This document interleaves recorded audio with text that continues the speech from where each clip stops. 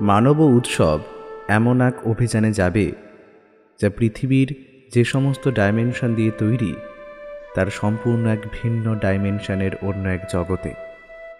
কোনো এক গম্বুজের খোঁজে মানবার উৎসব বেরিয়ে পড়বে তাদের নতুন অভিযানে। নমস্কার শ্রোতা বন্ধুরা, অন্ধকারের গল্পকথার সাম্রাজ্যে আপনাদের সকলকে স্বাগত। আমাদের আজকের নিবেদন লেখক সুকান্ত দাসের কলমে মানব উৎসব সিরিজের গল্প পঞ্চগড়ের পঞ্চরত্ন। গল্পের সূত্রধার ও গল্প পাঠে শুভ, অন্যান্য চরিত্রে পিনাকি, পার্থ, রূপঙ্কর। শুরু হতে চলেছে আজকের গল্প, মানব উৎসব সিরিজের গল্প পঞ্চগড়ের পঞ্চরত্ন।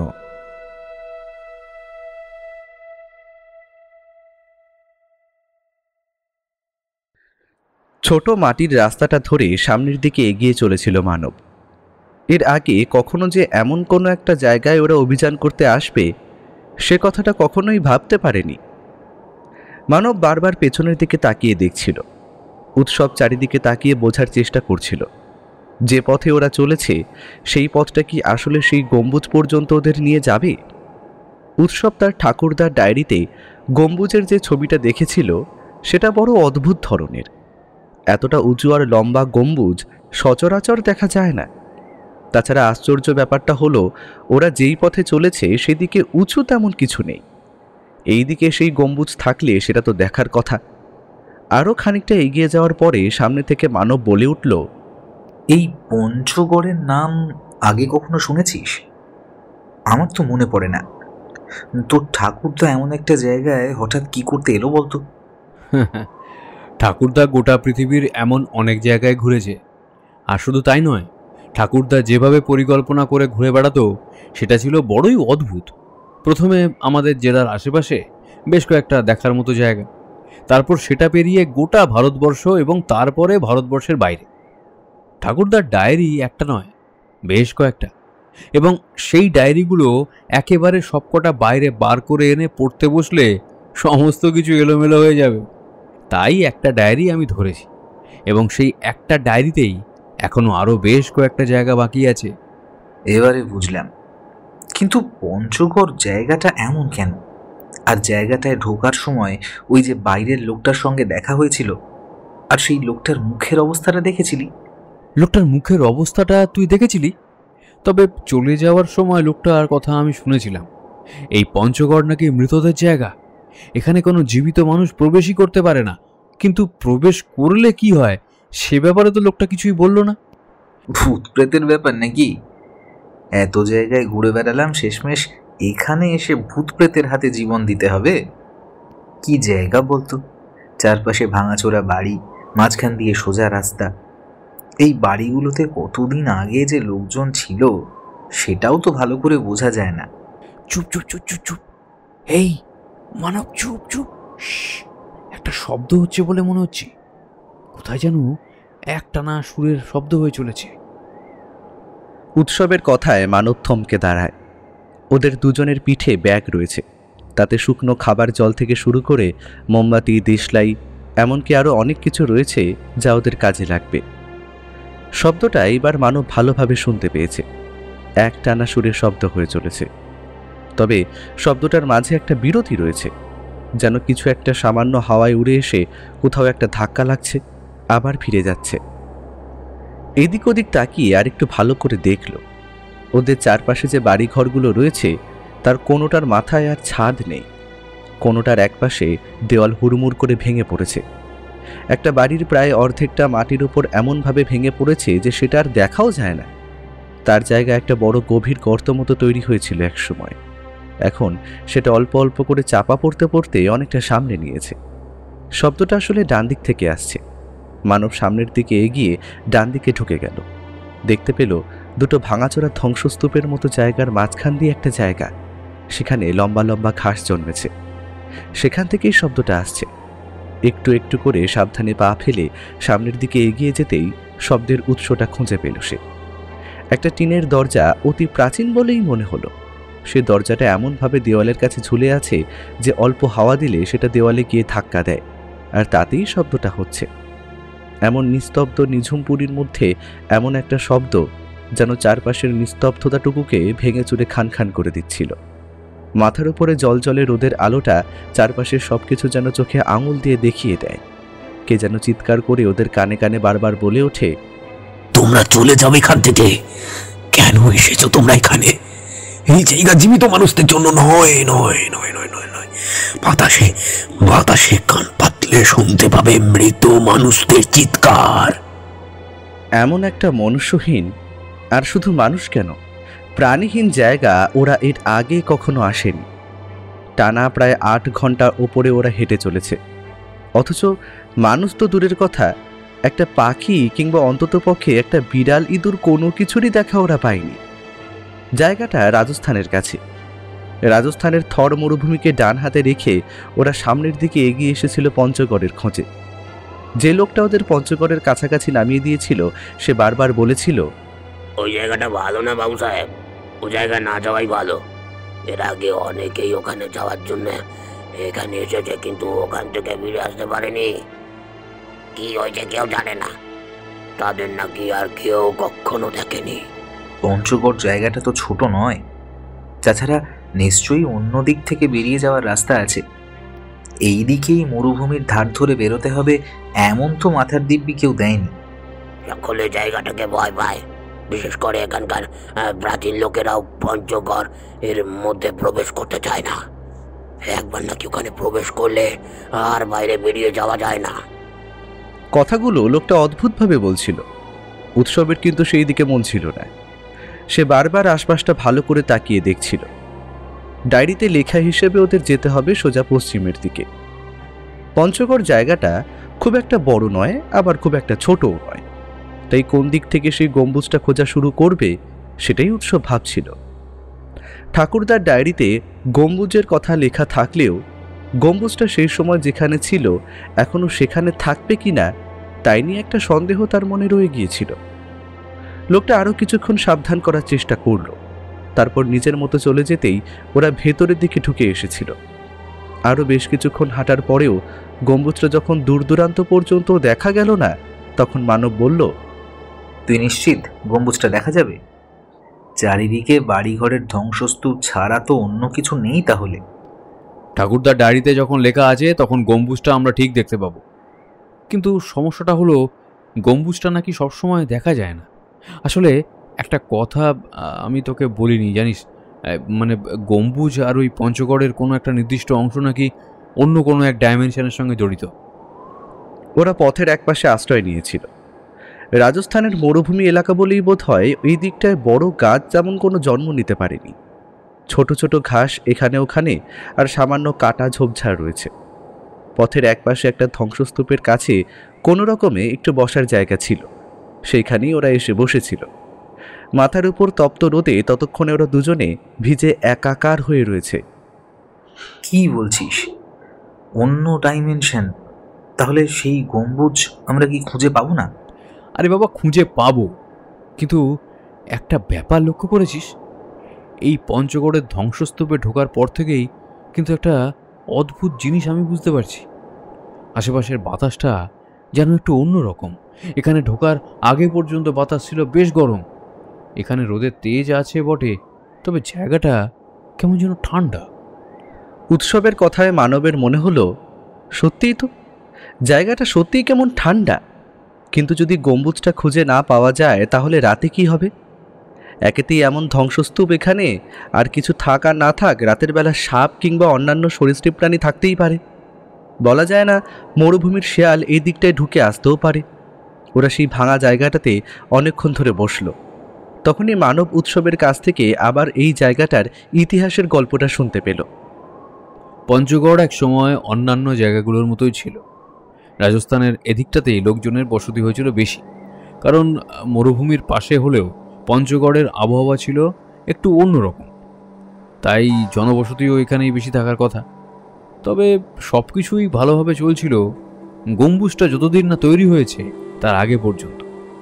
শোনা যায় এই পঞ্চগড়ে কোনো এক অদ্ভুত লোক এসেছিল কোনো এক সময়, তার নির্দেশেই ওই গম্বুজটা তৈরি হয়েছিল। সে কেন এই গম্বুজ তৈরি করেছিল এবং কি কারণ ছিল তার পেছনে, সে ব্যাপারে খুব বেশি জানা না গেলেও এই গম্বুজ সাধারণ গম্বুজ ছিল না, সে কথা আলাদা করে বলে দিতে হয় না। অতটা উঁচু আর লম্বা গম্বুজ রাজস্থানে কেন, আশেপাশের কোথাও তখন তৈরি হয়নি। যে সময় কথা বলছি তার থেকে প্রায় 200 বছর কিংবা তারও আগের কথা। গম্বুজ তৈরি হয়ে যাওয়ার পরই গ্রামে অদ্ভুত সমস্ত বিপদ শুরু হয়। রাতের বেলা প্রচণ্ড ঠান্ডা পড়তে থাকে। একেই তো মরুভূমি এলাকায় রাতের দিকে ঠান্ডা বেশি থাকে, তার উপর এমন প্রচণ্ড ঠান্ডার মধ্যে আশেপাশের লোকেদের এখানে বাস করা সমস্যার কারণ হয়ে যায়। আর তারা নাকি রাতের বেলা আশ্চর্য কিছু প্রাণী দেখতে পেত। আশ্চর্য প্রাণী বলতে? আরে হ্যাঁ রে, বাড়ির বাইরে রাতের বেলা কোনো প্রাণীদের ডানা ঝাপটানোর শব্দ শুনে বাইরে বেরোতেই ওরা দেখতে পেত আকাশে দুটো বড় বড় ডানাওয়ালা কি যেন উড়ে বেড়াচ্ছে। এই সমস্ত কিছু দেখে প্রথম প্রথম তারা তাদের দেখার বা বোঝার চেষ্টা করেছিল, কিন্তু তারপরে যখন বুঝতে পারলো তারা যেমন ওদের দেখতে পাচ্ছে তেমন তারাও ওদের দেখতে পাচ্ছে, এবং তার মধ্যে দু একজন সেই অদ্ভুত প্রাণীগুলোর শিকারেও পরিণত হয়েছে, তারপর থেকে রাতের বেলা তারা বাইরে বেরিয়ে আসাটা বন্ধই করে দিয়েছে। তবে ওই সমস্ত ঘটনা কিন্তু সবসময় হতো না, মাঝে মাঝে হতো। ঠিক কখন হতো সে কথা ওরা কোনোভাবেই বলতে পারে না, তবে ঘটতো। তারপর থেকেই এই পঞ্চগড়ের জায়গাটা আশেপাশের লোকেরা এড়িয়ে চলতে শুরু করে। কিন্তু পঞ্চগড়ে যারা থাকতো তারা ছিল গরিব মানুষ, এই জায়গা ছেড়ে অন্য কোথাও যাওয়া তাদের পক্ষে সম্ভব ছিল না, তাই তারা এখানেই থাকতো। আর তারপরে একদিন রাত্রে সেই বিধ্বংসী ভূমিকম্পটা হয়েছিল। ভূমিকম্প? কিন্তু আশেপাশের এলাকাটা আমরা যতটা দেখলাম তাতে ধ্বংসস্তূপ থাকলেও হ্যাঁ, ভূমিকম্প হতে পারে, কারণ কয়েকটা বাড়ির বেশ খানিকটা অংশ মাটির নিচে ঢুকে গেছে মনে হলো। ভূমিকম্প হয়েছিল সেই রাতে। ভূমিকম্পের সময় কিছু মানুষ পঞ্চগড় থেকে বাইরে বেরিয়ে যাওয়ার চেষ্টাও করেছিল, কিন্তু তাদের মধ্যে যারা বের হতে পেরেছিল তারা একটা অদ্ভুত কথা বলেছিল। সেই অদ্ভুত কথাটা মানবের শোনা হলো না। কি একটা যেন উৎসবের চোখে পড়তে সে সামনের দিকে এগিয়ে গেল। এতক্ষণ পরে কিছু একটা ঝোপের মধ্যে নড়াচড়া করতে দেখে উৎসব সেদিকে ছুটে যেতেই মানব তার পিছু পিছু ছুটে গেল। ছোট শিয়াল বা ওই জাতীয় কিছু একটা মনে হয়েছিল। উৎসব ছুটতেই মানব মুখে কোনো কথা না বলে তার পেছনে ছুটতে থাকলো। এইবার ওরা সোজা পথ ছেড়ে একদিকে ঢুকে গেল, যেখানে বড় বড় ধ্বংসস্তূপগুলো রয়েছে। বাড়িঘরের সেই ধ্বংসস্তূপের এক পাশ দিয়ে পেছনের দিকে এলোমেলোভাবে চলতে লাগলো তারা। উৎসবের তখনও মনে হলো ছোট ছোট ঘাস আর ঝোপের মধ্যে থেকে সাদা রঙের কি যেন একটা ছুটে চলেছে। তাই চিৎকার করে মানবকে বলল, মানব, ওই যে সামনের দিকে কিছু একটা ছুটছে। কিন্তু আমি তো কিছুই দেখতে পাচ্ছি না। এতক্ষণ এই পথেই হেঁটে এলাম, কোথাও কিছু দেখলাম না। হঠাৎ করে ওখানে কি থাকবে খরগোশ? উৎসব জিনিসটা দেখতে পায়নি। তার শুধু মনে হলো কি যেন একটা পথের একপাশে দাঁড়িয়ে তাদের দিকে তাকিয়েছিল। তারপর হঠাৎ করে জঙ্গলের ভিতরে ঢুকে গেল। অনেকটা এইভাবে ছুটে আসার পর হঠাৎ করেই যেন চারপাশের ঝোপঝাড়গুলো বেড়ে উঠল। তার সঙ্গে সেই ঘাসগুলো এখানে বেশ খানিকটা বড়। উৎসব চমকে দাঁড়িয়ে মাটির দিকে তাকালো। ঘাসের এখানে ওখানে এগুলো কি পড়ে আছে? কি যেন পড়ে আছে বলে মনে হচ্ছে না। ঘাস ফড়িং নাকি? উৎসব সামনে এগিয়ে গিয়ে জিনিসটা তুলে ধরল। ফড়িং, লাল রঙের এক ধরনের ফড়িং, কিন্তু এই ফড়িং এখন আর চট করে দেখা যায় না। এই ফড়িং এখানে এলো কি করে? এটা কোন জায়গা? কম্পাস অনুযায়ী আমরা পশ্চিম দিকেই এসেছি, কিন্তু একটু দক্ষিণ পশ্চিম দিকে ধরে আমরা এসেছি, কিন্তু মেন রাস্তাটা থেকে অনেকটা ভিতরের দিকে। হঠাৎ করেই চারপাশটা একটু বেশি অন্ধকার হয়ে গেল না? রাজস্থানে বৃষ্টি। আকাশের দিকে তাকিয়ে দেখ। মানবের কথায় উৎসব আকাশের দিকে তাকালো। সত্যি সত্যি সূর্যের চারপাশে কালো মেঘ ততক্ষণে দেখা দিতে শুরু করেছে। মেঘটাই সূর্যকে আড়াল করে দিয়েছে, তাই চারপাশটা কেমন যেন অন্ধকার হয়ে আসছে। একটা তীব্র গন্ধ নাকে এসে ধাক্কা দিল। উৎসবের চোখে মুখে যেন একটা বিদ্যুৎ খেলে গেল। তার বারবার মনে পড়তে লাগলো ঠাকুরদার ডায়েরির কথাগুলো। ঠাকুরদার ডায়েরিতে এক জায়গাতে এমন একটা গন্ধের কথা লিখেছিলেন। তার মানে পথ ঠিকই আছে, কিন্তু সেই গম্বুজটা কোথায়? এ পঞ্চগড়ের ধ্বংসস্তূপের মধ্যে কোথাও গম্বুজ আছে বলে তো মনে হয় না।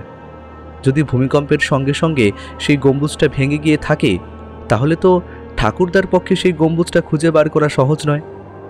আর সেই গম্বুজের পরে ঠাকুরদা ডায়েরিতে যা লিখেছিলেন সে কথা অন্য কেউ কেন উৎসব নিজেও বিশ্বাস করতে পারছে না এখনো। কি করতে চাইছিস বলতো? আশেপাশে ঝোপ আর ঘাস জঙ্গল ছাড়া আর তো কিছুই নেই। একটা মৃত শহর পঞ্চগড়, এখন আর ম্যাপেও দেখা যায় না। আশেপাশের লোকেরা এই 200 বছরে এখানে যারা ঢুকেছে তারা কেউ এখান থেকে বেরিয়ে যায়নি। আমরা কোনো একটা ট্র্যাপে পড়লাম না তো? আমরা কোনো ফাঁদে পড়িনি, আমরা জেনে শুনে এখানে এসেছি, তাই আমাদের ক্ষতি হবে না। যারা এখানে ঢুকেছে তারা যদি অন্য পাশ দিয়ে বেরিয়ে যায় তাহলে এখানকার লোকেরা জানবে কি করে? আর যদি তারা বেরিয়ে গিয়ে না থাকে তাহলে তাদের মৃতদেহ অন্তত পাওয়া যাবে, কিন্তু তাই তো? এখানে এতটা আমরা হেঁটে এসেছি, কোথাও মৃতদেহের কোনো সন্ধান বা চিহ্ন তো আমরা দেখলাম না। মনে করি কোনো হিংস্র জন্তু তাদের মেরেছে এবং রক্ত মাংস বা শরীরের বাকি অংশগুলো খেয়েছে। তাদের হাড় পর্যন্ত খুঁজে পাওয়ার কথা না। উৎসবের কথায় মানব কিছু উত্তর দিতে পারল না। হঠাৎ করেই যেন তীব্রভাবে কালো মেঘটা আকাশটাকে ঢেকে ফেলল। ওরা বাধ্য হয়ে সেই ফাঁকা জায়গাটা পেরিয়ে একদিকে এগিয়ে গেল, আর সেখানেই একটা গাছ দেখতে পেয়ে উৎসব প্রথমবারের মতো ধাক্কাটা খেল। এইখানে একটা গাছ! পঞ্চগড়ে যতটা ঘুরেছি কোথাও কোনো গাছের দেখা পাইনি, তাহলে এই গাছটা এখানে এলো কি করে? মানব গাছটার দিকে তাকিয়েছিল। চারপাশটা কেমন যেন অন্ধকার হয়ে আসতে শুরু করেছে। গাছের তলায় ওরা এসে দাঁড়ালো। গাছের গুড়িটা বেশ মোটা, অনেকটা বট গাছের মতো হলেও গুড়ির আকারটা তার চেয়ে অনেক বেশি। অথচ গাছের পাতাগুলো কেমন যেন লম্বা লম্বা। এক একটা গাছের পাতা যেন বড়সড় এক একটা দড়ির মতো। রঙগুলো সবুজ নয়, কেমন যেন হলদে। গাছের তলায় দাঁড়াতে কিন্তু সেই গন্ধটা ওরা আর পেল না। সেখানেই বেশ কিছুক্ষণ স্থির হয়ে দাঁড়িয়ে রইল ওরা। চারপাশে আর কোনো শব্দ নেই। বাতাস এসে সেই গন্ধটা মিলিয়ে দিয়েছে। অল্প হাওয়ায় গাছের পাতাগুলো মাঝে মাঝেই হাওয়ায় দুলছে। গাছটা এখানে কোথা থেকে এলো, আর তার চেয়ে বড় প্রশ্ন ওদের মনে ততক্ষণে উদয় হয়ে গিয়েছে, এত তাড়াতাড়ি কালো মেঘে চারপাশটা ছেয়ে গেল কিভাবে, অথচ বৃষ্টির কোনো চিহ্ন মাত্র নেই। আমার কিন্তু এবার ব্যাপারটা অদ্ভুত বলে মনে হচ্ছে। এই জায়গাটাই অদ্ভুত। একে তো লোকেরা এই জায়গাটাকে ভয় পায়, তার উপর পঞ্চগড়ে কোনো জীবন্ত প্রাণীর চিহ্ন এতক্ষণ পর্যন্ত দেখতে পেলাম না। শুধু তুই কি দেখেছিলি ছুটতে ছুটতে? ওইটাই। কারণ পঞ্চগড় অন্যান্য জায়গা থেকে একটু আলাদা। সামনের দিকে তাকিয়ে দেখতো, ওইখানে ওটা কি দেখা যাচ্ছে। ততক্ষণে শব্দটা মানবেরও কানে এসেছিল। আর ঠিক বিদ্যুতের ট্রান্সফরমারের কাছাকাছি কোনো সমস্যা হলে যেমন একটা অদ্ভুত ঝিরঝির শব্দ হয় টিভিতে কিংবা সিনেমায়, ইলেকট্রিসিটির তার থেকে খুব দ্রুত গতিতে ইলেকট্রিসিটি নির্গত হলে যেমন ঝিরঝির শব্দ হয়, ঠিক তেমনই একটা শব্দ হচ্ছিল বেশ কিছুক্ষণ ধরে। তবে শব্দটা বেশ কম। এইবারে সেই শব্দটা যেন তীব্রভাবে বাড়তে লাগলো। এতটাই বাড়তে লাগলো যে ওরা দুজন কানে হাত দিয়ে মাটির ওপর উড় হয়ে বসে কোনো রকমে সেই শব্দটা থেকে নিজেদের বাঁচানোর চেষ্টা করলো। এটা কি হচ্ছে উৎসব? শব্দটা কোথা থেকে আসছে? উৎসব সামনের দিকেই তাকিয়েছিল। আধো অন্ধকারে সামনের দিকে কিছু একটা হচ্ছে সেটা বুঝতে পারলেও সামনের দিকে এগিয়ে যাওয়ার মতো ক্ষমতা উৎসবের তখন আর নেই। কারণ তার মনে হতে লাগলো যে গম্বুজটা ওরা খুঁজতে চলেছে সেই গম্বুজটা যেন ওদের চোখের সামনে এসে পড়েছে। হয়তো কালো আকাশটাকে আড়াল করে লম্বা যেটা দাঁড়িয়ে আছে সেটা একটা গম্বুজ ছাড়া অন্য কিছু হতে পারে না। আর সেই ইলেকট্রিসিটির মতো ঝিরঝির শব্দটা সেই গম্বুজের চারিদিক থেকে ভেসে আসছে।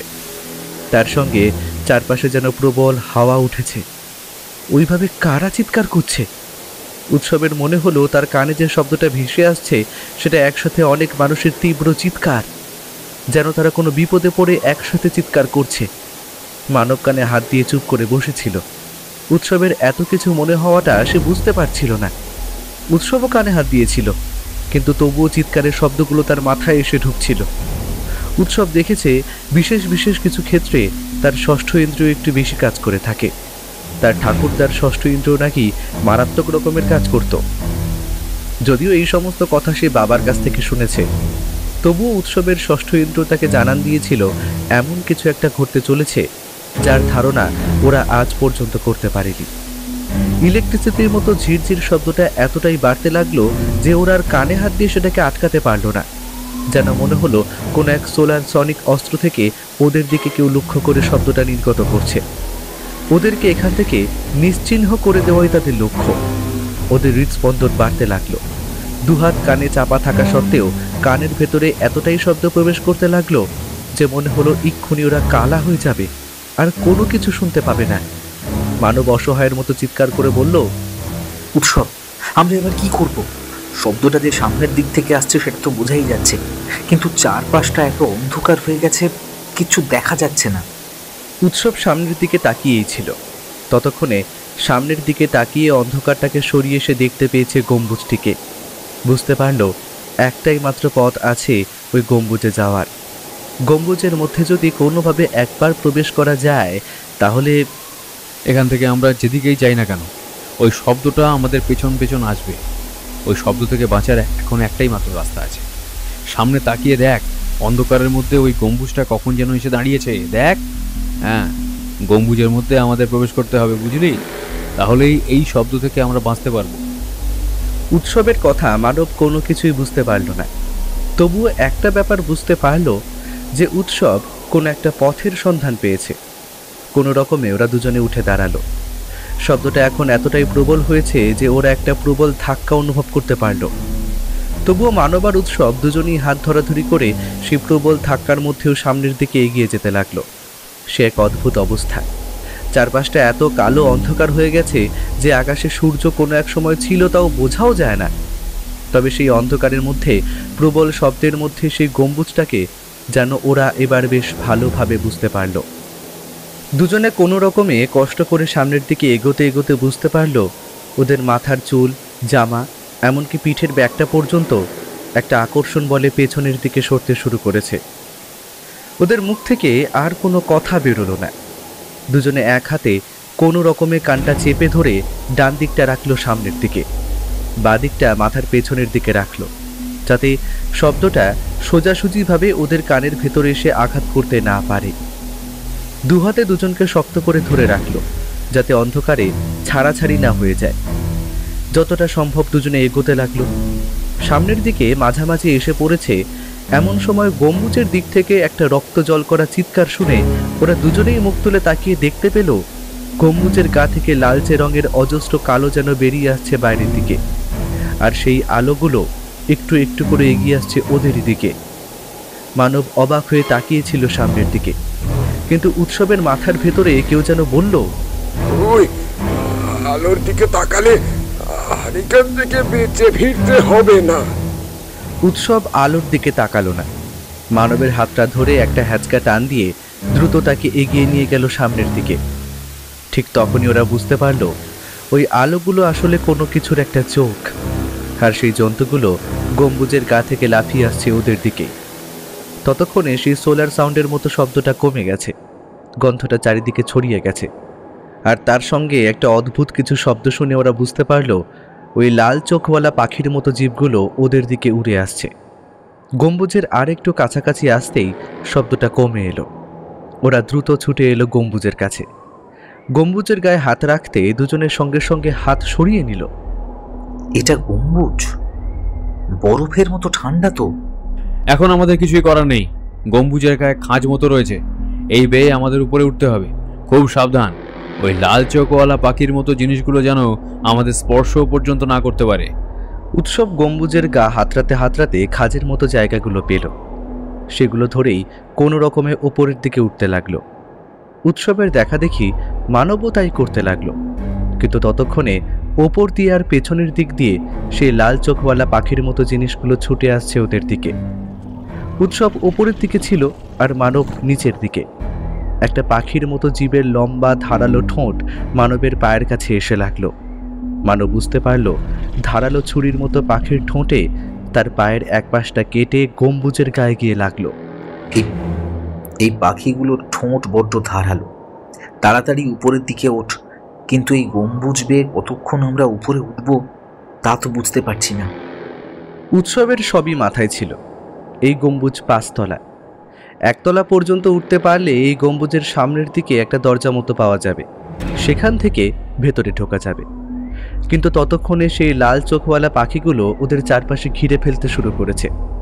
উৎসব একবার পেছনের দিকে তাকিয়ে দেখল একটা নয়, প্রায় হাজার হাজার লাল চোখওয়ালা পাখিগুলো ওদের চারপাশে ঘুরছে। কিচকিচ শব্দের সঙ্গে সঙ্গে এবার ডানা ঝাপটানোর শব্দ শোনা যাচ্ছে।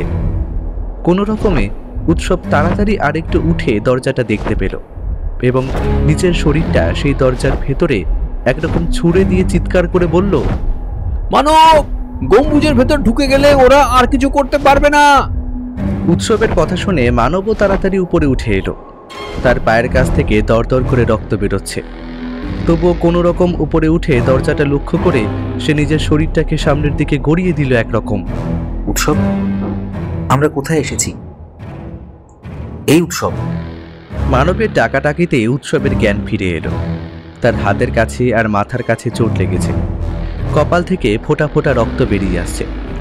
কোনো রকমে উঠে বসতেই উৎসব বুঝতে পারল চারপাশের সেই কালো মেঘ কেমন যেন কেটে গেছে। চারপাশে একটা আলো রয়েছে। ওরা যেখানে পড়ে রয়েছে তার চারপাশে ছোট ছোট জানলা মতো রয়েছে। ওরা যেমন একটা জায়গা দিয়ে ভেতরে ঢুকেছিল, ঠিক তেমনই অনেকগুলো জানলা চারপাশে রয়েছে, তবে জানালাগুলো ওদের দাঁড়িয়ে থাকা জায়গাটা থেকে বেশ খানিকটা উঁচুতে।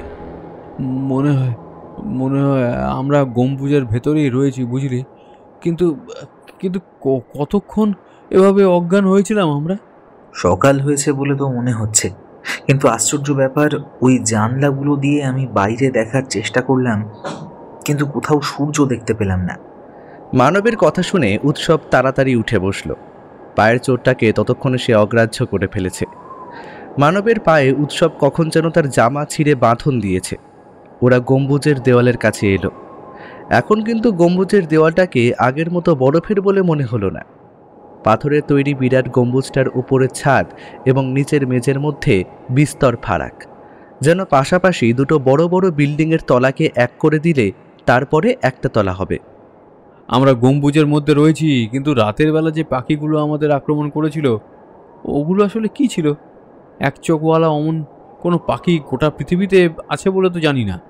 আমি একবার ভেবেছিলাম হয়তো আমরা ভুল দেখেছি, কিন্তু আমার পায়ের ক্ষতটাই প্রমাণ করে যে আমরা ভুল দেখিনি।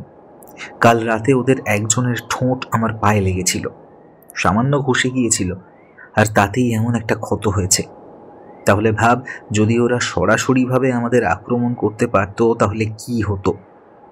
ওই গম্বুজের গা থেকেই টিকটিকির মতো আমরা নিচে খসে পড়তাম। উৎসবের হঠাৎ করে গম্বুজের কথা মনে পড়ে গেল। ওরা উঠেছিল একতলা পেরিয়ে দোতলায়, তার মানে ওদের উপরে আরও 3টে তলা আছে।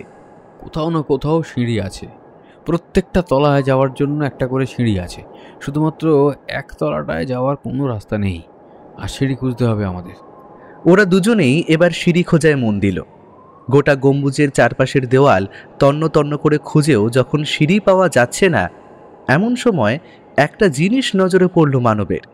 গম্বুজের ওপরের দিকে ছাদের কাছে এক জায়গায় যেন একটা ছোট্ট ফুটো মতো রয়েছে। চট করে দেখা সম্ভব নয়, কিন্তু জানালার একটা ধার দিয়ে বলেই জিনিসটা ওদের চোখে পড়েছিল। এই উৎসব, ওই দেখ, ওইখানে একটা যাওয়ার রাস্তা আছে বলে মনে হচ্ছে। রাস্তাটা উৎসবও ভালো করে দেখল, বুঝতে পারল সত্যি সত্যি ওখানে একটা রাস্তা আছে। আর শুধু রাস্তা নয়, ওখানে একটা সিঁড়ি মতো রয়েছে। গম্বুজের দেওয়ালের গা থেকে একটা সিঁড়ি উঠে গেছে ওপরের দিকে, কিন্তু ওইখান পর্যন্ত ওরা পৌঁছবে কি করে?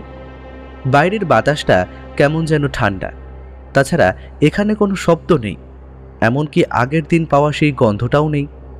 ওরা অনেকক্ষণ ধরে সিঁড়ির কাছে পৌঁছানোর পথ খোঁজার জন্য সময় নষ্ট করল, কিন্তু কিছুতেই পথ খুঁজে পাওয়া গেল না। একসময় দেওয়ালের দিকে নজর পড়তে মানব বলল, দেওয়ালটা বড় অদ্ভুত, কিন্তু কিন্তু এই দেখ, দেয়ালের কাছে হাত রাখলে দেওয়ালের ইঁটগুলো যেন ভিতর দিকে সরে যাচ্ছে। মানবের কথায় উৎসব প্রায় ঝাঁপিয়ে পড়ল দেওয়ালের দিকে। সত্যি সত্যি দেওয়ালের একটা নির্দিষ্ট জায়গায় লম্বা একটা দেওয়াল উঠে গেছে ওপরের দিকে, ঠিক যেখানে সিঁড়ি আছে সেইখানে দেওয়ালের কাছে হাত নিয়ে গেলেই অদ্ভুত একটা ঘরঘর শব্দ করে গম্বুজের পাথরের খাঁজগুলো যেন সরে যাচ্ছে এবং তার ভেতরের দিকে একটা করে জানালা দেখা যাচ্ছে। উৎসব খুশিতে প্রায় পাগলের মতো হয়ে গেল। সে মাটির উপর হুমড়ি খেয়ে বসে পড়ল। তার মানে আমরা ঠিক জায়গাতেই এসেছি। এই পথ ধরেই আমরা প্রথমে 3 তলা এবং তারপর 5 তলায় গিয়ে পৌঁছতে পারবো। কিন্তু সমস্যা হলো এখন আমরা কোন ডাইমেনশনে রয়েছি। শুনেছিলাম ওই গম্বুজ সবসময় আমাদের ডাইমেনশনে থাকে না, বারবার এক একটা করে ডাইমেনশনে থাকে। মানব উত্তর করল না। ওরা যখন পথ খুঁজে বার করতে পেরেছে তখন নিশ্চিন্তে বিশ্রাম নিল কিছুক্ষণ। এমন অদ্ভুত দেওয়াল আমি কখনো দেখিনি। আমি যেভাবে হাত ঢুকিয়ে ভাবছি সেইভাবেই আমরা সামনে চলে যাচ্ছি। একবার ভাবলাম সেটা আমার হাত থেকে অনেকটা দূরে থাকবে, তখন হাত থেকে অনেক দূরেই চলে গেল। এমনটা কি করে হচ্ছে জানি না, তবে এই গম্বুজটা আর আমরা এখন যেখানে আছি এটা আমাদের পৃথিবীর কোনো মাত্রা নয়, পৃথিবীর বাইরের কোনো মাত্রা। সেটা কি করে হয়? পৃথিবীর বাইরের কোনো মাত্রা কি করে হবে বলতো? আর আমরা তো রাজস্থানের পঞ্চগড়ে ছিলাম, তারপর সেখান থেকে এই গম্বুজের কাছে। ভালো করে একবার উপরের দিকে তাকিয়ে দেখ। যত তাড়াতাড়ি আমরা উপরে চলে এসেছি তত তাড়াতাড়ি কি উপরে আসার কথা ছিল? মানব তাকিয়ে দেখল সেই ছাদের মতো জায়গাটার কাছে একটা ভাসমান সিঁড়িটার সামনে ওরা এসে পড়েছে। নিচের দিকে তাকাতেই তার মাথাটা ঘুরে উঠল। এতটা উপরে এত দ্রুত ওরা চলে এলো কি করে?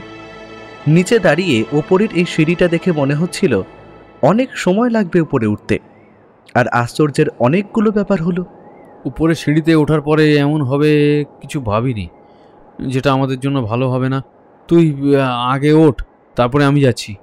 তার মানে বলতে চাইছিস আমরা যেমন ভাবে আছি তেমন ভাবেই গম্বুজের ঘরটা আচরণ করছে? কিন্তু এটা কোন মাত্রায় রয়েছি আমরা? কোন মাত্রায় রয়েছি তা আমার জানা নেই, কিন্তু এই মাত্রায় সমস্ত কিছুই অদ্ভুত। তাই খুব সাবধানে আমাদের থাকতে হবে। বাইরের দিকে তাকিয়ে সূর্য দেখতে পাসনি, মনে আছে তো? এতক্ষণ ধরে আমরা উঠে এলাম ওই জানালার মতো জায়গাটা দিয়ে বাইরে তাকালে কিন্তু সূর্য নেই, অথচ বাইরে আলো আছে। দেখ।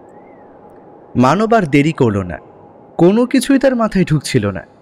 সামনে ঝুলতে থাকা সেই সিঁড়িটা ধরে মানব ওপরের দিকে ওঠার চেষ্টা করতে সিঁড়িটা মানবকে নিয়ে যেন নিজে নিজেই ওপরের দিকে উঠে গেল। মানব একটু ভয় পেলেও নিজেকে সামলে নিল। তারপর দুজনে মিলে সেই সিঁড়ি বেয়ে ওপরের দিকে উঠে যায়। লোহার সিঁড়িটা বড় অদ্ভুত। মানব গিয়ে দাঁড়াতেই যেন সেটা নিজে নিজেই ওপরের দিকে চলে যায়। মানব নামতেই সেটা আবার নিচের দিকে চলে আসে। মানব অবাক হয়ে বলে, আমাদের অটোমেটিক লিফট তো এটার কাছে হার মানবে। উৎসব নেমে আসতেই ওরা দুজনে আবার চারপাশটা ভালো করে তাকায়। দোতলা আর তিনতলার মধ্যে পার্থক্য খুব একটা নেই, তবে দোতলার দেওয়ালগুলো কেমন যেন কালচে আর তিনতলার দেওয়ালগুলো কেমন যেন সাদা। এখানে জানালাগুলো ওদের সাধ্যের মধ্যেই ছিল, তবে জানালাগুলো বিশাল বড় বড়। ওরা জানালার কাছে গিয়ে দাঁড়াতে বাইরের দিক দেখা যায়, আর বাইরে তাকাতেই মানবের প্রথম চোখে পড়ে ব্যাপারটা। এ কোথায় এসে পড়েছে ওরা? চারিদিকে সবুজ গাছপালা তো দূরের কথা, ঘাস এমনকি ঝোপঝাড়ের চিহ্ন মাত্র নেই। যতদূর ওদের চোখ চলে যায় ততদূর ফাঁকা ধুধু মরুভূমির মতো শক্ত প্রান্তর। শক্ত রুক্ষ মাটিতে ফাটল ধরলে যেমন দেখা যায়, ঠিক তেমনটাই এই তিনতলার গম্বুজের কাছ থেকে ওরা নিচের দিকে তাকিয়ে দেখতে পাচ্ছে। আরও একটা আশ্চর্য ব্যাপার ওরা বুঝতে পারল, যেন মাটিটা একটু সামনের দিকে গিয়ে নিচের দিকে নামতে শুরু করেছে। আগেই বলেছিলাম এটা আমাদের মাত্রা নয়। ঠাকুরদার ডায়েরিতে স্পষ্টভাবে লেখা ছিল এই পঞ্চগড়ের এই গম্বুজ কোনোভাবে অন্য নানান মাত্রার সঙ্গে যুক্ত হয়ে গিয়েছিল, বুঝলি? মনে আছে বলেছিলাম একটা আশ্চর্য জন্তু দেখা যেত পঞ্চগড়ের আকাশে? আমার মাথায় কিছুই ঢুকছে না। যেদিকেই চোখ চলে যাচ্ছে সেদিকেই অমন জমি। এই গম্বুজ ছাড়া মনে হচ্ছে গোটা পৃথিবীতে আর কোথাও কিচ্ছু নেই। দেখ, আকাশে সূর্য নেই, অথচ চারপাশটা কেমন যেন আলো ছড়িয়ে আছে। আরেকটা ব্যাপার লক্ষ্য করেছিস? এই গম্বুজটা কিন্তু মাঝে মধ্যেই সামান্য নড়ছে, যেন মনে হচ্ছে আমরা সমুদ্রের মাঝের কোনো একটা জাহাজের উপরে রয়েছি, আর সেই জাহাজটা সামনের দিকে এগিয়ে যাচ্ছে। এইবার মানব বুঝতে পারল কেন মনে হচ্ছে সামনের জায়গাটা নিচের দিকে নেমে যাচ্ছে। আসলে সত্যি সত্যি গম্বুজটা আস্তে আস্তে পেছনের দিকে সরে যাচ্ছে, আর তার জন্যই মনে হচ্ছে সামনের দিকের জায়গাটা আসলে নিচে। ওরা যেদিকে তাকিয়ে আছে সেটা গম্বুজের পেছনের দিক বোধ হয়। ওরা দুজনেই একরকম ছুটে সামনের দিকটা এগিয়ে গেল। তারপরে বুঝতে পারল খুবই আস্তে আস্তে গম্বুজটা সামনের দিকে এগোচ্ছে। আমরা এখান থেকে বেরোতে পারবো তো?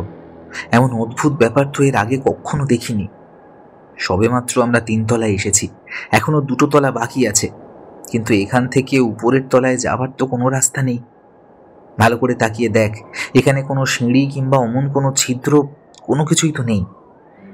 এখানে ওদের আরও ঠান্ডা লাগছিল এবং তার সঙ্গে কেমন একটা মাথা ঝিমঝিম ভাব ওদের জড়িয়ে ধরেছিল।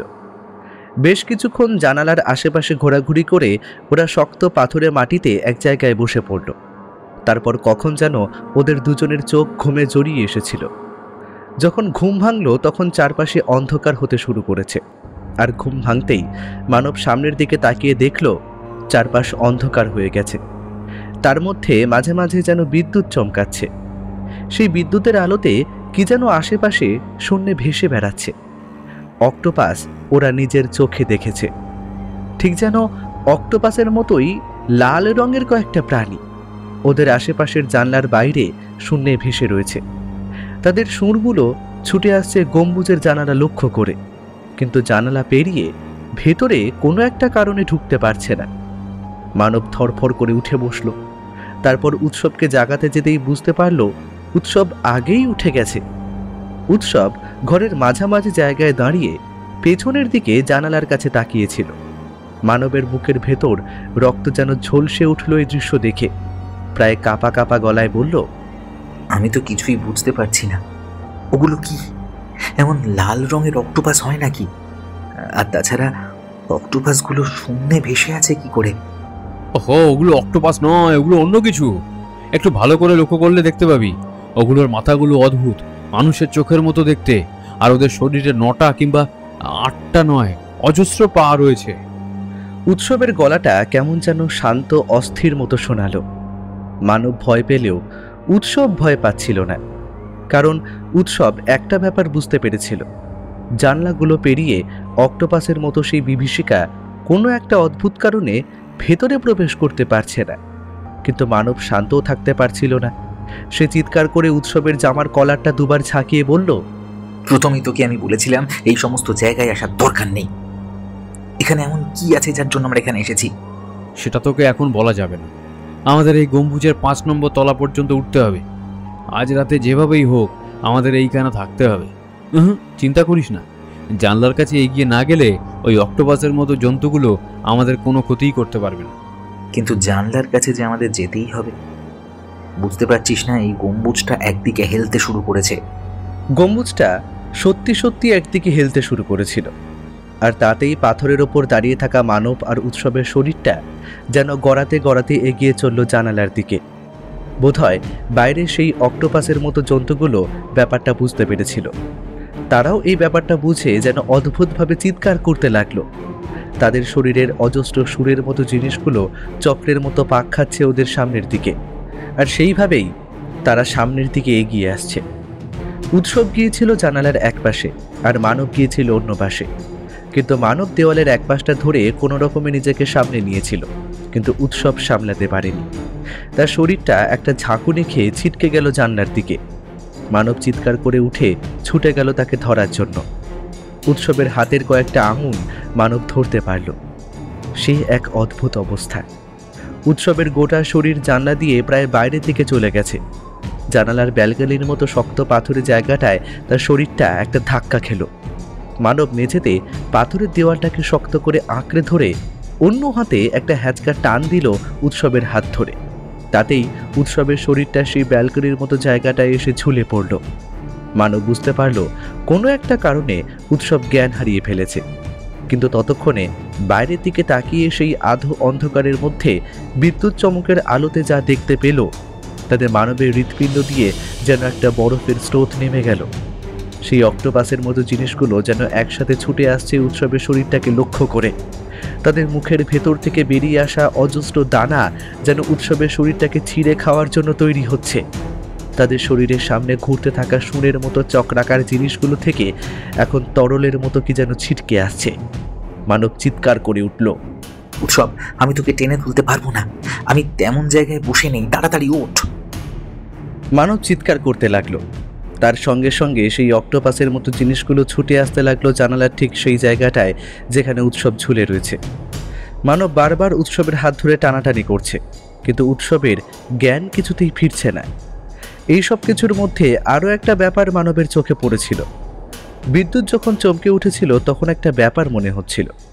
দিনের আলোতে বাইরে ওরা যেখানে শক্ত পাথুরে মাটি দেখতে পেয়েছিল, সেখানে কোনো একটা অদ্ভুত কারণে চারিদিকে ছড়িয়ে রয়েছে নীল সমুদ্রের জল। আর সেই জল এতটা উঁচু পর্যন্ত উঠে আসছে যেন মনে হচ্ছে আর একটু ভালোভাবে সমুদ্রের জলে ঢেউ দিলেই এই 3 তলা পর্যন্ত জল উঠে আসবে এক্ষুনি। মানব 2 পা দেওয়ালের কাছে রেখে দুটো হাত দিয়ে উৎসবকে টানতে লাগলো। উৎসবের শরীরটা অবশ্যের মতো দেওয়ালের উপরে পড়েছিল। মানব চিৎকার করে তাকে প্রাণপণে টানছে, আর তার সঙ্গে সেই অক্টোপাসের মতো জীবগুলোর চিৎকার শোনা যাচ্ছে। ওদের মুখের ভেতর যেন অজস্র দাঁত রয়েছে, যেগুলো হা করে এগিয়ে আসছে উৎসবের দিকে। একদম কাছাকাছি এসে পড়েছে, আর মাত্র কয়েক হাত মানব আর স্থির হয়ে দাঁড়াতে পারছিল না। সে কোনো রকমে পাথরের দেওয়াল ছেড়ে উঠে দাঁড়ালো। সে দুটো পা দিয়ে জানলার কাছের পাথরটাকে ধরে রেখে দুহাতে উৎসবের দুটো হাত ধরে উপরের দিকে টেনে আনলো। তাতে এই উৎসবের শরীরটা আরও খানিকটা উপরে উঠে এলো। ততক্ষণে অক্টোপাসের মতো একটা জন্তু প্রায় কাছাকাছি এসে পড়েছে। মস্ত বড় হা করে উৎসবের পায়ে একটা কামড় বসাতে যাবে, এমন সময় মানবের হাতের টানে উৎসবের গোটা শরীরটা ভেতরে ছিটকে এলো। শুধু উৎসব নয়, তার সঙ্গে মানবও ছিটকে গেল। আবার পাথরের দেওয়ালের মধ্যে মাথায় ধাক্কা খেয়ে জ্ঞান হারিয়ে ফেলল মানব। এবার জ্ঞান ফিরল প্রথমে উৎসবের মনে আছে সে ছিটকে গিয়ে পড়েছিল দেওয়ালের কাছে, আর বাইরে শূন্যে ভাসতে থাকা অক্টোপাসের মতো সেই জন্তুগুলো তার দিকেই তাকিয়েছিল। জ্ঞান ফিরতে সে চারপাশে তাকিয়ে দেখল আবার সকাল হয়েছে বোধহয়। মানবকে ডেকে তুলল। তারপর দুজনে মিলে 3 তলা থেকে 4 তলায় যাওয়ার রাস্তা খুঁজে বার করার চেষ্টা করতে লাগলো। এখানে জানালাগুলো বড় বড়, কিন্তু দেওয়ালের কাছে কোথাও আগের মতো সেই সিঁড়ি খুঁজে পেল না ওরা। একসময় যখন উপরে যাওয়ার আশা ছেড়ে দিয়েছে, এমন সময় উৎসবের চোখে পড়ল 2 জানলার মাঝে একটা করে লম্বা দেওয়াল, এবং সেই দেওয়ালের কাছে লোহার খাঁজকাটা গজালের মতো। ঠিক বরফের পাহাড়ে ওঠার সময় যেভাবে অভিযাত্রীরা বরফে গজাল পুঁতে পুঁতে একটু একটু করে উপরে উঠে যায়, ঠিক তেমন। এইবার ওদের আর বুঝতে দেরি হলো না, এটাই হলো উপরে যাওয়ার পথ। 4 তলায় পৌঁছে ওরা অবাক হয়ে গেল। 4 তলায় কোনো জানলা নেই, আছে ছোট ছোট গোল এক রকমের ছিদ্র। দিনের বেলাতেও যেন এর ভেতরে অন্ধকার, আর গোটা জায়গাটা নিচের থেকেও বেশি ঠান্ডা। ওদের এবার আরও বেশি শীত করতে লাগলো। ঠান্ডায় জড়সড় হয়ে দেওয়ালের একপাশে বসে থাকতে থাকতে খিদের কথাটা প্রথম মানবের মাথায় এলো। মানব বলল, এই পঞ্চগড়ে ঢোকার পর থেকে কিন্তু আমরা কিচ্ছু খাইনি। আমাদের ব্যাগে এত খাবার রয়েছে, অথচ সেই খাবার কথা কিন্তু আমাদের একবারও মনে হয়নি। আমাদের ব্যাগে শুকনো খাবার, ফল অনেক কিছু রয়েছে, কিন্তু সেগুলোর কথা তো ভুলেই গিয়েছিলাম। শুকনো খাবারগুলো ঠিকঠাকই ছিল, কিন্তু ফলগুলো বার করতেই একটা উদ্ভট গন্ধ নাকে এলো। কলা, আপেল এবং আরও কয়েকটা ফল ওরা সঙ্গে রেখেছিল। সেইগুলো কেমন যেন পচে অদ্ভুত গন্ধ হয়ে গেছে, তাতে পোকা জন্মেছে। বাধ্য হয়ে ওরা প্যাকেট করা খাবার বাদে বাকি সমস্ত কিছুই ফেলে দিল। কম্পাস এখানে কাজ করছে না। ওরা অবাক হয়ে গেল। এইখানে তো মাত্র 2 দিন কেটেছে। এই 2 দিনের মধ্যে খাবারগুলো এতটা পচে যাওয়ার তো কথা নয়। তাছাড়া ওদের খিদেও পাচ্ছে না। খিদে যখন পাচ্ছে না, তাহলে খাওয়ার কোনো প্রয়োজন নেই।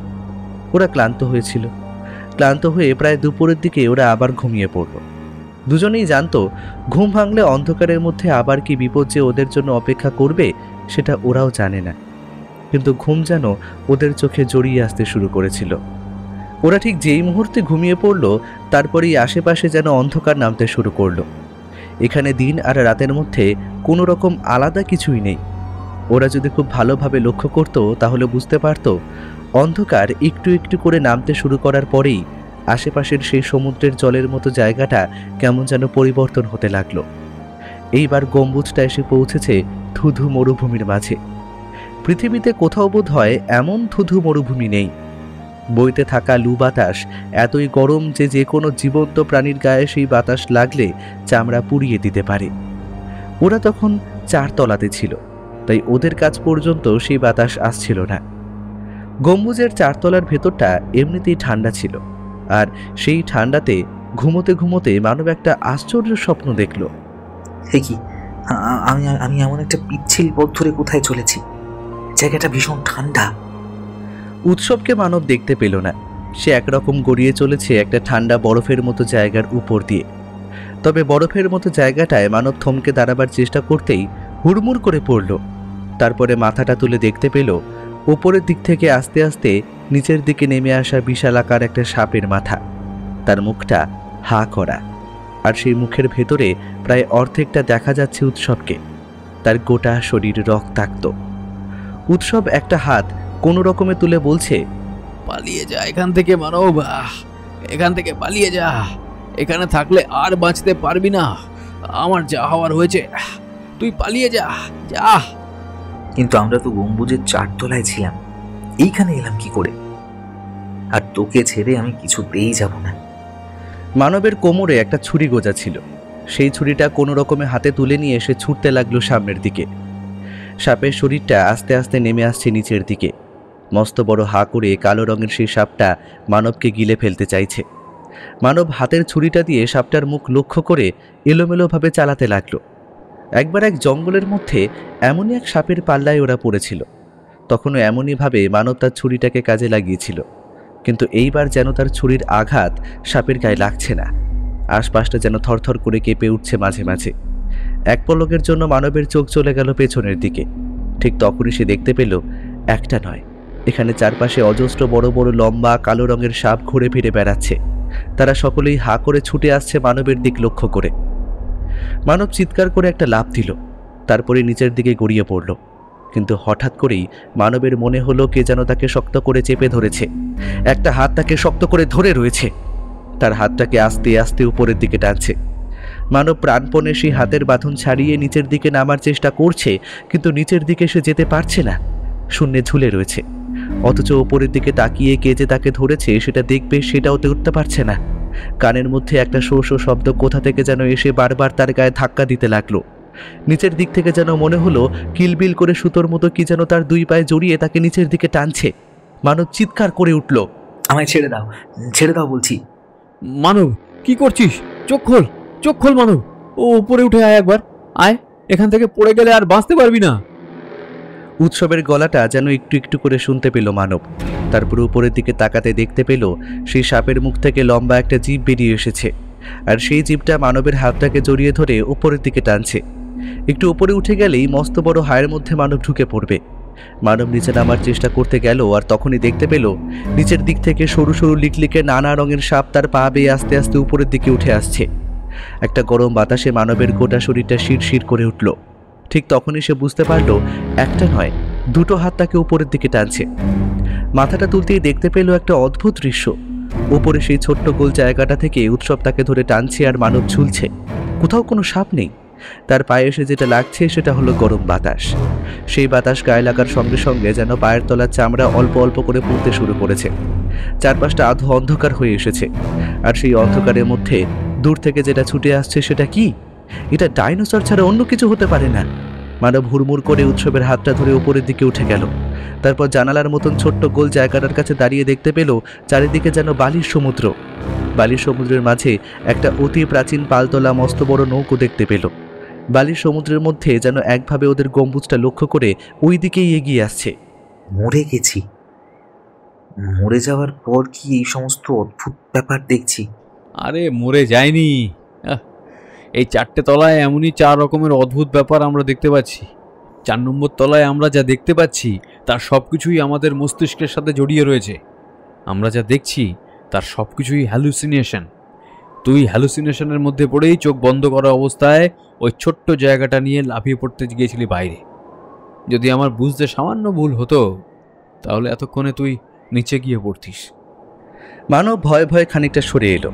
তারপরে সামনের দিকে তাকিয়ে দেখলো পালতোলা নৌকোটা কখন যেন বদলে গেছে একটা মস্ত বড় ডাইনোসরে। ডাইনোসরটা উপরের দিকে মুখ তুলে আকাশের দিকে অগ্নিদৃষ্টি করছে। মানবের মাথার ভেতর যেন সব গোলমাল হয়ে গেল। সে মেঝের উপরে বসে পড়ল। পেটের ভেতরটা গুলিয়ে উঠে হরহর করে খানিকটা বমি বেরিয়ে এলো তার মুখ থেকে। উৎসব সঙ্গে সঙ্গে তার কাছে এসে পড়েছে। তারপর জলের বোতল থেকে খানিকটা জল তার মাথায় ঢালতে যেতেই আরও একটা অদ্ভুত ব্যাপার ঘটল। জলটা মাথার দিকে না গিয়ে উঠে গেল ওপরের দিকে। তারপর বাতাসে এক জায়গায় জলটা কেমন কয়েকটা বিন্দুর আকার নিয়ে ছড়িয়ে রইল বাতাসের কাছে। আগেই বলেছি এই ডাইমেনশনগুলো আমাদের নয়। দোতলা 3 তলায় যে সমস্ত ঘটনা ঘটেছে তার ডাইমেনশন সম্পূর্ণ আলাদা, আর এই ডাইমেনশনটা সম্পূর্ণ আলাদা। এর সঙ্গে আমাদের মস্তিষ্ক, চিন্তাভাবনা অনেক কিছুই জড়িয়ে রয়েছে। তোর শরীর খারাপ হওয়ার কারণ তোর ভাবনা।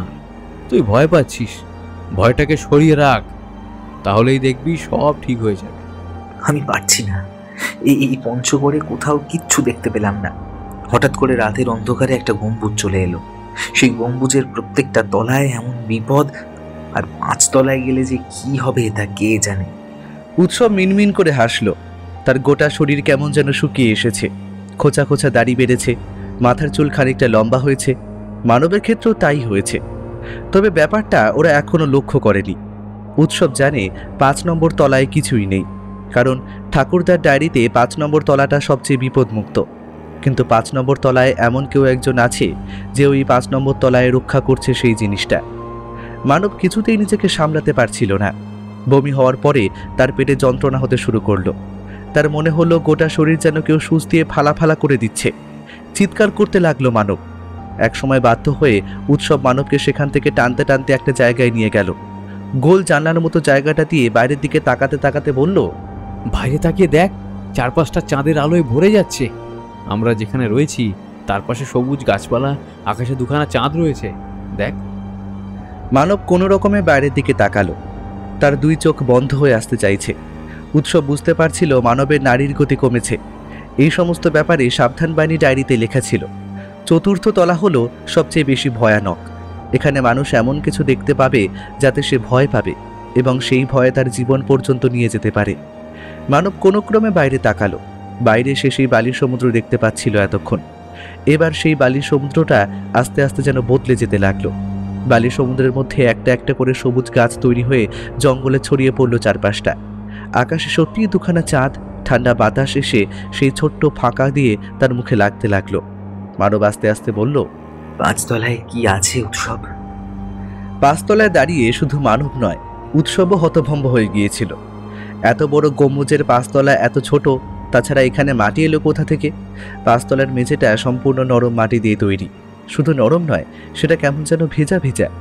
আর সেই 5 তলার মাটিতে এখানে ওখানে ছড়িয়ে রয়েছে ছিন্ন ভিন্ন হয়ে থাকা নরকঙ্কাল। শুধু তার মধ্যে ঠিক মাঝামাঝি জায়গায় রয়েছে একটা পাথরের মূর্তি। সেই পাথরের মূর্তিটা ভালো করে লক্ষ্য করলে বোঝা যায় এটা অনেক প্রাচীন মূর্তি।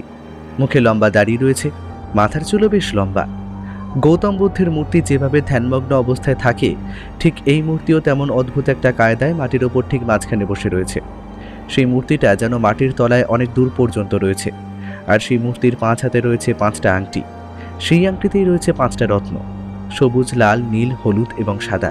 সেই আংটিগুলোর দিকে তাকিয়ে অবাক হয়ে রইল মানব।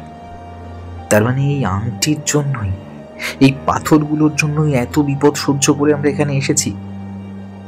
উৎসব, তুই এগুলোর কথা আগে জানতিস, তাই না? উৎসব ওখানে মাটির ওপর বসে পড়েছে। তার জামা কাপড়ে কাদা লাগছে, সেদিকে তার কোনো লক্ষ্য নেই। উৎসব আস্তে আস্তে বলল, জীবনে আমার একটাই লক্ষ্য। ঠাকুরদা গোটা পৃথিবীর যে সমস্ত জায়গাগুলো ঘুরেছে, তার সমস্ত জায়গা হয়তো আমরা ঘুরতে পারবো না, কারণ তার মধ্যে এমন অনেক জায়গা রয়েছে যেগুলো এখনো দুর্গম হয়ে গেছে। তবে তার মধ্যে অনেক জায়গা ঘোরার চেষ্টা করব। এই পঞ্চগড়ের পঞ্চরত্নের কথা আমি ঠাকুরদার ডায়েরিতেই শুনেছিলাম। ঠাকুরদা এখানে এসেছিল অন্য একজনের সঙ্গে। এখানে একা আসা যায় না। কেউ একা এখানে এলে ওই গম্বুজ থেকে বাইরে বেরোতে পারবে না, বিশেষ করে ওই 4র্থ তলায়, যেখানে সে এমন কিছু হ্যালুসিনেট করবে যা কাটিয়ে সেখান থেকে বাইরে বের হওয়া একজনের পক্ষে সম্ভব নয়। যে লোকটার মূর্তি দেখতে পাচ্ছিস, এই লোকটাই আজ থেকে অনেক বছর আগে পঞ্চগড়ের কাছে এই গম্বুজ বানিয়েছিল। এই গল্পটা তোকে আগেই বলেছিলাম, কিন্তু ঠাকুরদার মতে এই লোক পৃথিবীর কেউ নয়। পৃথিবীর কেউ নয় মানে? পৃথিবীর কেউ নয় মানে এলিয়েন এমন কিছু। এ দেখতে মানুষের মতো হলেও এ আসলে অন্য কোনো এক মাত্রা থেকে পৃথিবীতে এসেছিল। আশা করি 4র্থ মাত্রা পর্যন্ত সমস্ত কথাই তুই জানিস, যাকে 4th ডাইমেনশন বলে। বিজ্ঞান বলে এই 4th ডাইমেনশন ছাড়া আরও 6খানা ডাইমেনশন রয়েছে। এই গম্বুজের প্রত্যেকটা তলায় সেই একটা করে ডাইমেনশন রয়েছে। গম্বুজটা 5 তলা, প্রত্যেক তলায় একটা করে ডাইমেনশন আছে। আমরা এখন যেখানে রয়েছি সেখানে যতদূর সম্ভব 9 ডাইমেনশন থাকার কথা, এবং এই গম্বুজের একদম মাথায় উঠলে সেখানে থাকবে 10 ডাইমেনশন।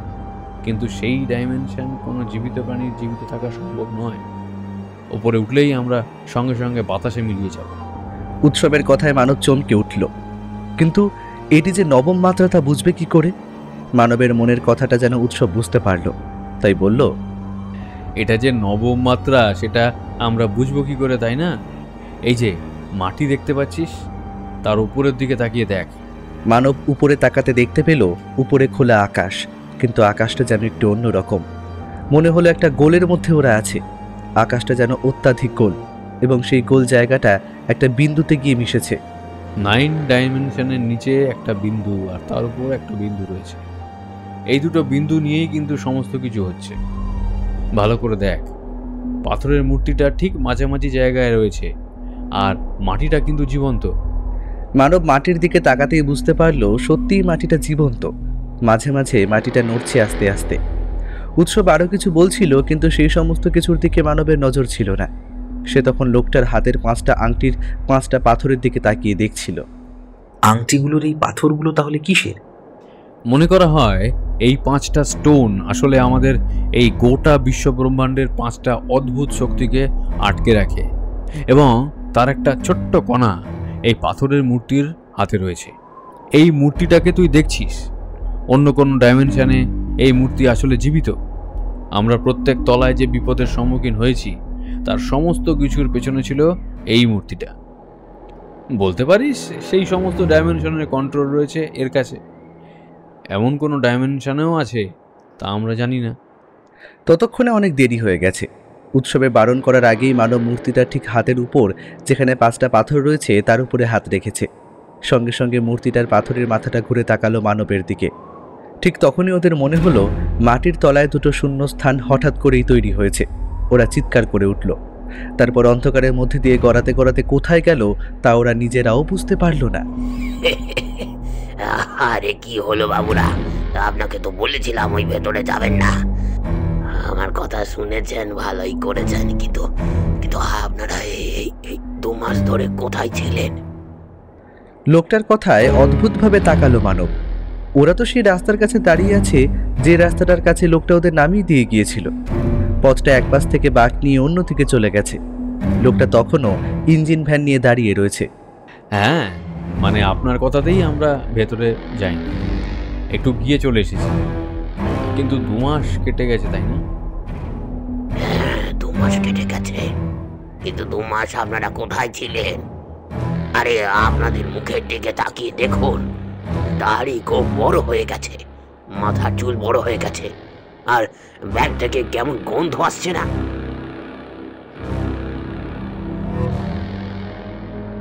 ওরা দেখলো ব্যাগের মধ্যে যে সমস্ত খাবার ছিল সেগুলো কখন যেন প্যাকেট ছিঁড়ে ছড়িয়ে পড়েছে ব্যাগের মধ্যে। তাতে অদ্ভুত লাল রঙের পিঁপড়ে ধরেছে। ওরা বাধ্য হয়ে দুটো ব্যাগই সেখানে ফেলে দিল। সেই লোকটার ভ্যান রিক্সায় ওরা চেপে বসলো। লোকটা দয়া করে টাকা না নিয়েই ওদের রাজস্থান থেকে বাড়ি ফেরার ব্যবস্থা করে দিল। উৎসব আর মানব কথা দিল বাড়িতে ফিরেই ওরা তার টাকা ফিরিয়ে দেওয়ার ব্যবস্থা করবে। শুধু স্টেশনের পথে রওনা হওয়ার সময় নিজের গোপদারিতে আর চুলের দিকে ভালো করে হাত বোলাতে বোলাতে উৎসবের মনে পড়ে গেল একটা কথা। ঠাকুরদার ডায়েরিতে লেখা ছিল এই গম্বুজের মাঝে অন্য ডাইমেনশনের সময় যে কিভাবে পেরিয়ে যাবে সেটা কেউ ভালোভাবে বুঝতে পারবে না। উৎসবের হঠাৎ জামার দিকে নজর পড়তে দেখতে পেল সেখানে কাদার মতো কি লেগে রয়েছে।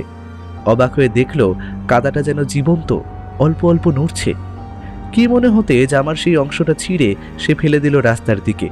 তারপর মানবের দিকে তাকিয়ে দেখল মানব পেছনের দিকে তাকিয়ে আছে পঞ্চগড়ের দিকে।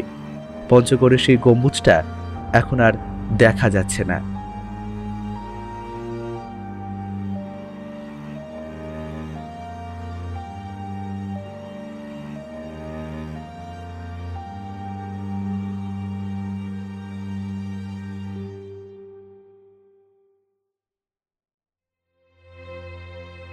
শুনছিলেন লেখক সুকান্ত দাসের কলমে মানব উৎসব সিরিজের গল্প পঞ্চগড়ের পঞ্চরত্ন। সম্পাদনা, ডিরেকশন এবং ভিডিওর ভিজুয়াল এফেক্টসে প্রায়ণ গোস্বামী। শব্দ পরিকল্পনা, মিশ্রণ এবং আবহ সৃষ্টিতে সাউন্ডস্কেপ। পোস্টার ডিজাইনে কভারম্যান অভিব্রত। কেমন লাগলো আজকের গল্পটি? ভালো লাগলে অবশ্যই আমাদের সাবস্ক্রাইব করে আমাদের সাথে থাকুন এবং লাইক ও কমেন্টের মাধ্যমে আপনার মতামত জানান। এরকম গল্প যদি আরও শুনতে চান তাহলে প্লিজ আমাদের কমেন্টের মাধ্যমে জানান। দেখা হবে নতুন কোনো গল্পে। ততক্ষণের জন্য শুভরাত্রি। ভালো থাকবেন এবং সকলকে ভালো রাখবেন।